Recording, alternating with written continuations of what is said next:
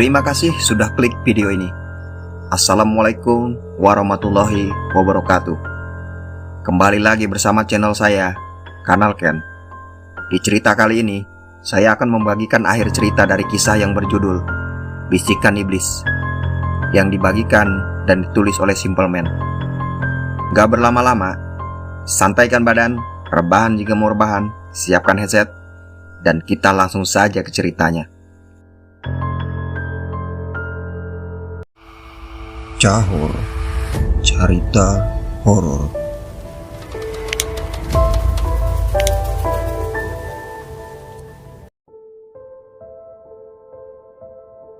Akhir tragis keluarga iblis. Saat itulah dia sudah tidak sanggup lagi untuk mengangkat beban tubuhnya. Tiba-tiba tercium aroma yang sudah lama dia lupakan. Bau lenguh seekor kambing. Maka dia berbalik mengamati sesuatu yang sedari tadi mengikutinya. Terkejut, dia melihat sosok jangkung dengan bulu hitam lebat. Tangannya bengkor tak berjari. Matanya merah menyala dengan hidung melesak keluar. Di kepalanya ada tanduk kecil. Ia berdiri seperti tengah mengamati dia. Yang membuat dia mematung ngeri, caranya bergerak seperti penari jaipong, dengan kepala miring ke kiri dan ke kanan. Ketika ia bersiap mencengkram dia, pintu terbuka dan Pawanto berteriak dengan keras. "Jangan, anak sulungku!" Suaranya bergetar marah dan dia jatuh pingsan. Saat dia terbangun di dalam kamarnya, masih setengah sadar, ia mendengar suara yang entah dari mana datangnya, lirih dan seperti putus asa, sampai dia sadar bahwa di hadapannya berdiri pocong tepat di depan wajahnya. Pocong itu adalah Mbok Sartem. Mbok Sartem lah yang sedari tadi berteriak minta tolong. Namun saat dia ketakutan setengah mati, melihat langsung dua makhluk yang wujudnya tidak pernah dia bayangkan, membuat dia sampai berpikir lebih baik dia pingsan lagi. Dan harapannya terwujud, karena sekarang yang ada di hadapannya adalah bapaknya, Pawanto, yang tengah menatap dia dengan wajah penuh amarah, sembari mengangkat sesuatu yang dia kenal. "Siapa yang baru saja memberimu ini?" Dia menatap takut bapaknya. Ini pertama kalinya ia melihat bapaknya semarah itu. Di depan dia, bapaknya kemudian membakar gelang yang terbuat dari kain kapan Mbok Sartem. Namun semenjak hari itu, setiap malam, dia selalu merasa diawasi. Makhluk apa yang ia lihat di dalam kamar Pawanto? Apakah itu yang dimaksud oleh Mbah Sapi? Maka ia berkeinginan untuk menemui Mbah Sapi kembali. Sampai dia baru sadar, di depan pintu kamarnya, Yuni melihatnya. Yuni mendekati dia yang berbaring di atas ranjangnya. Lalu kemudian ia mengatakan, "Mbak, ayo main cublak-cublak suweng." Dia hanya diam. Ia tidak tahu harus menjawab apa. Permainan ini mana bisa dimainkan hanya oleh dua orang. "Gak bisa lah Yun. Memang gimana caranya?" "Kenapa gak bisa? Siapa lagi yang main? Kalau berdua mana bisa?" "Itu," Yuni menunjuk Sadia. "Itu ada Atun sama Rina di samping Mbak." Maka malam itu ia menemani Yuni berpura-pura ikut bermain. Yang entah bagaimana caranya, ia merasa Yuni seperti benar-benar merasa ada Atun dan Rina, dua adiknya yang sudah meninggal terlebih dahulu. Semenjak saat itu, dia merasa semakin lama, semua semakin aneh. Jam 1 dini hari, nanti akan jadi akhir cerita ini ya.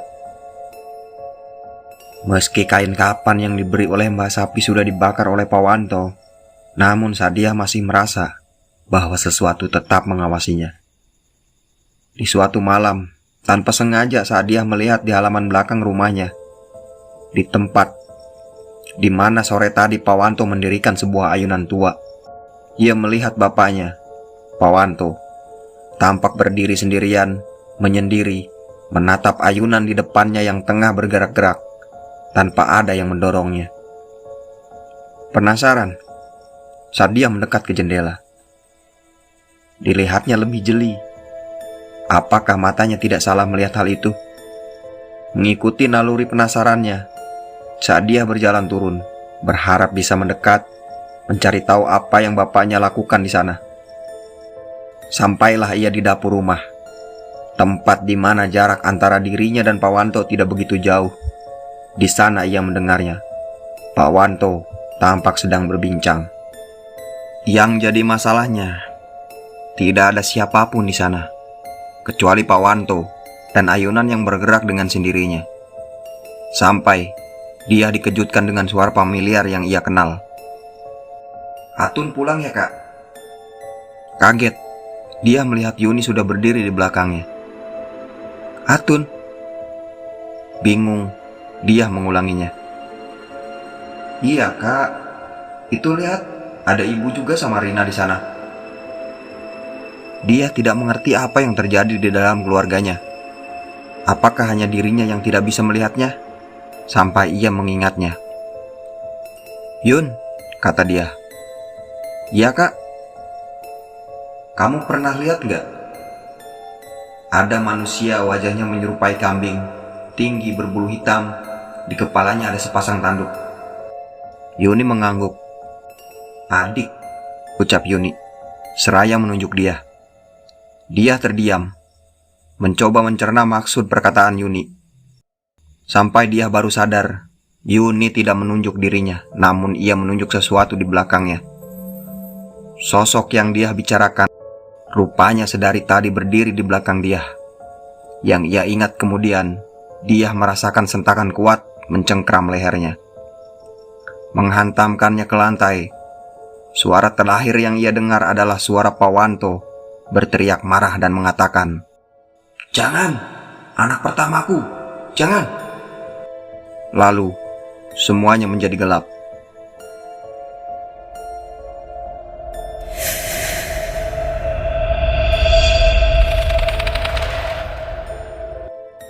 Andi, usianya belum genap 13 tahun.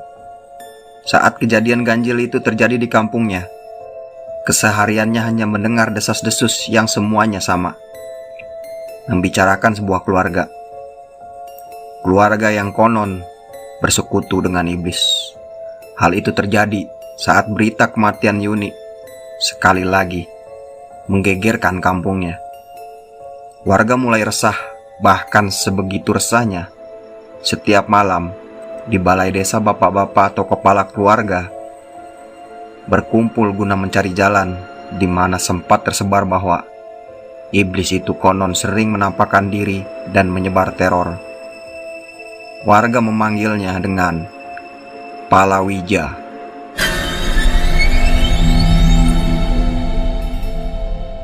Semua tahu apa itu Palawija, dan peristiwa ini bukanlah pertama kali terjadi di kampung ini. Palawija, atau yang berarti rupa kambing, biasanya hidup di sebuah keluarga, namun kehadirannya biasanya mendatangkan kekayaan, kemasyhuran. Hanya saja, imbal balik dari semua itu adalah nyawa anak-anak keluarga yang memelihara Palawija. Biasanya dimulai dengan anak termudanya hingga sampai anak tertua di keluarga tersebut. Yang jadi masalah adalah setelah anak-anaknya habis, Palawija tidak berhenti untuk mencari tumbal. Yang ia incar selanjutnya adalah anak termuda dari tetangga si pemelihara. Hal ini membuat warga mulai membicarakan ini dengan serius. Sebelumnya, tidak ada yang percaya dengan berita bahwa Pawanto memelihara Palawija. Namun serentetan kejadian yang terjadi, di mana anak-anak Pawanto yang meninggal secara tidak wajar, membuat warga mulai yakin. Andi yang sebegitu tertarik dengan ini mencari tahu kematian Yuni, di mana sebelumnya ia sampai koma selama 7 hari. Kejadiannya sendiri sampai simpang siur. Ada yang mengatakan Yuni terjatuh dari anak tangga, ada yang mengatakan Yuni terjatuh di kamar mandi, hingga saraf di kepalanya rusak. Namun, satu hal yang Andi tahu adalah Yuni tidak pernah memejamkan matanya. Bahkan ketika ia meninggal, mayat Yuni tertidur di liang lahat dengan mata masih terbuka. Satu perubahan yang Andi sangat rasakan adalah perubahan kepada kakaknya. Dia yang terkenal ramah dan sapel kepada tetangga, lebih banyak murung dan bahkan batang hidungnya tidak lagi terlihat berjalan ke kampung-kampung. Kabar terakhir mengatakan dia tahu sesuatu. Depresi adalah gambaran yang tepat untuk menjelaskan kondisi dia. Setidaknya itu yang Andi dengar dari percakapan ibu dan bapaknya. Di tengah masalah yang entah tiada berujungnya ini, Andi mendengar sebuah kabar mengejutkan. Apalagi bila kabar tentang meninggalnya seseorang.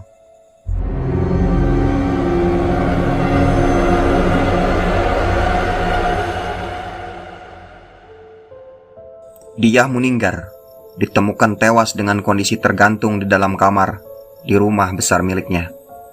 Sontak berita itu tidak hanya menghebohkan warga kampung, namun membuat resah bahwa memang ada yang salah dengan keluarga Pawanto. Mengerikannya kisah ini adalah Pawanto sama sekali tidak menunjukkan ekspresi sedih. Bahkan ada yang pernah melihat Pawanto tampak tersenyum melihat jasad anaknya yang seharusnya menjadi satu-satunya yang ia jaga, namun berakhir dengan kematian yang tragis. 4 kematian yang semuanya menyimpan teka-teki warga kampung, sehingga keyakinan warga untuk mengusir Pawanto tidak terbendung. Hanya saja warga masih diseliputi rasa ngeri karena kabarnya Pawanto menunjukkan gelagat tidak takut sama sekali dengan sikap warga yang menolak keras-keras untuk hidup berdampingan dengan manusia yang menyekutukan Tuhan.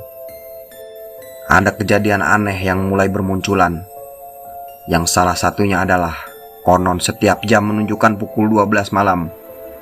Terkadang warga melihat seseorang wanita melintas di jalanan kampung. Sosok yang menyerupai sosok yang familiar. Dia. Itulah sosok yang sering dilihat warga. Yang menakutkan dari sosok yang menyerupai dia adalah cara berjalannya yang seperti cara berjalan orang kewalahan, menahan kepalanya, seolah kepalanya akan jatuh sewaktu-waktu. Dan setiap didekati warga, sosok ini akan menghilang dan meninggalkan suara menangis. Setiap hari muncul cerita-cerita baru yang mengaku bahwa ia melihat dia berjalan di depan rumahnya. Terkadang dia berhenti di depan rumah seperti memperingatkan. Puncaknya adalah di sebuah rumah di mana baru saja lahir bayi kecil. Dia setiap malam datang ke sana. Sosok dia akan mengetuk pintu rumahnya. Dan bila dilihat dari jendela, wajah dia akan terlihat di depan rumah, berdiri sendirian di tengah kegelapan malam. Namun, ketika pintu dibuka, sosok itu lenyap entah kemana. Hal ini membuat warga yang bersangkutan ketakutan. Mbah Sapi lah yang pertama memperingatkan agar senantiasa menjaga bayi kecil itu, karena kemunculan dia bisa menjadi sebuah pertanda yang kemungkinan sangat buruk. Di malam yang entah keberapa, ibu dari bayi kecil itu tidak bisa tidur akibat bayi kecil di sampingnya terus terjaga dan menangis terus-menerus. Si bapak sedang keluar dan tidak ada di rumah. Bayi itu menangis seolah ada sesuatu yang mengganggunya, sampai terdengar ketukan. Ketukan itu membuat si ibu kebingungan. Tidaklah mungkin bertamu di rumah orang tengah malam seperti ini. Awalnya ia mengabaikan ketakutan itu. Namun, semakin lama, ketukan itu semakin keras. Diliputi rasa takut, si ibu melangkah ke pintu, meninggalkan jabang bayinya di dalam kamar.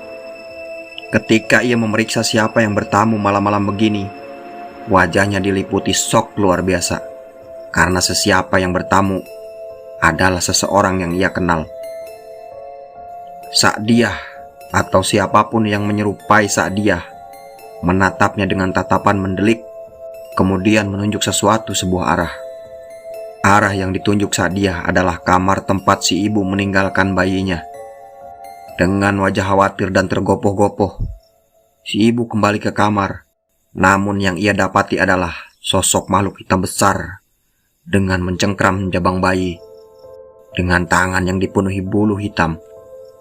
Si ibu berteriak keras, membuat makhluk hitam besar itu lenyap.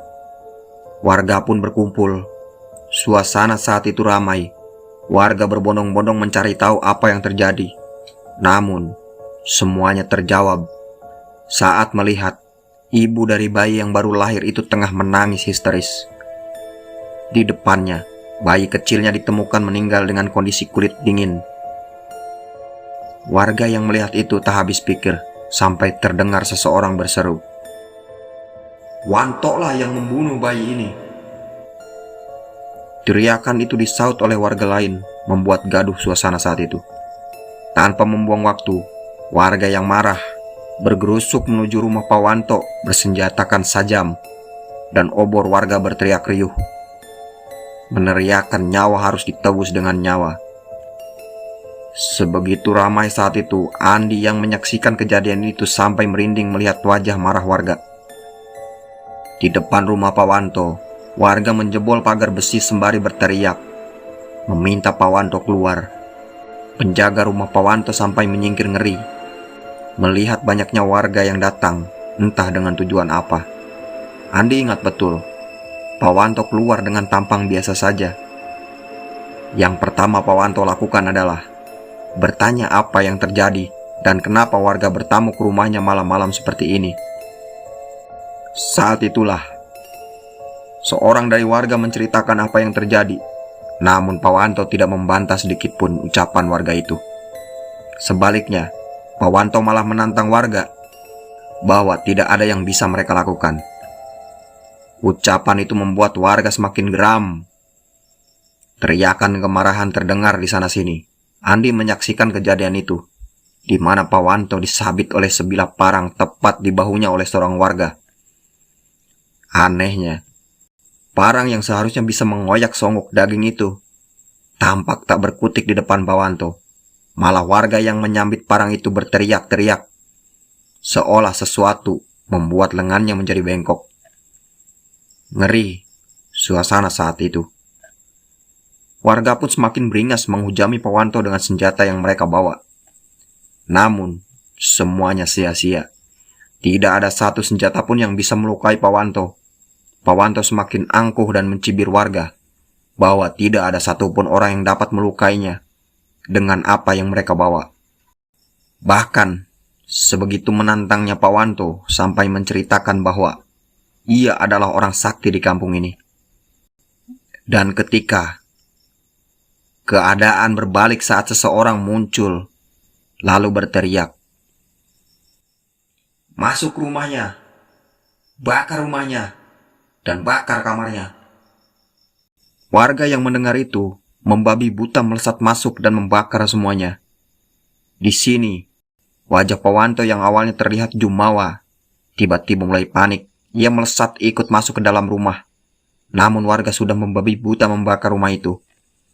Andi menyaksikan semua itu. Di usianya yang saat ini menyaksikan hal seperti ini, membuatnya tidak dapat berkomentar banyak. Kobaran api merah menyala mulai terlihat di sana-sini.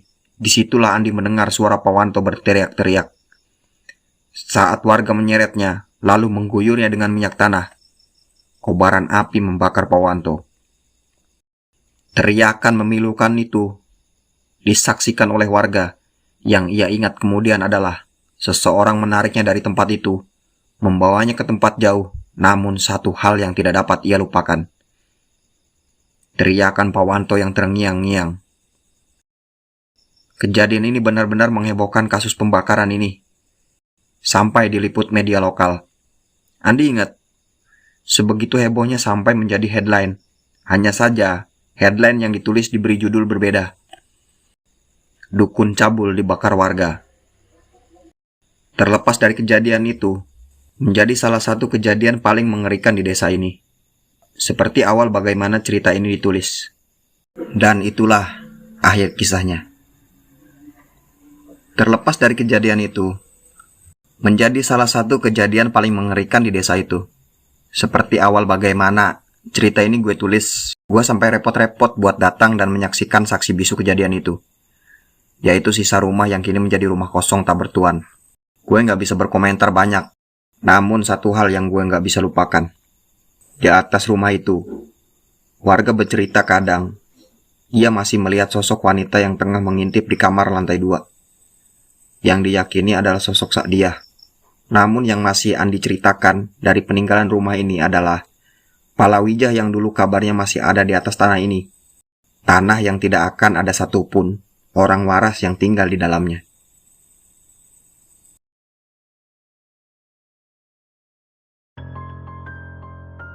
Sampai di sini saja cerita kali ini. Terima kasih yang sudah subscribe, like jika suka, komen di bawah jika ada unek-unek, dan share bila kalian berkenan.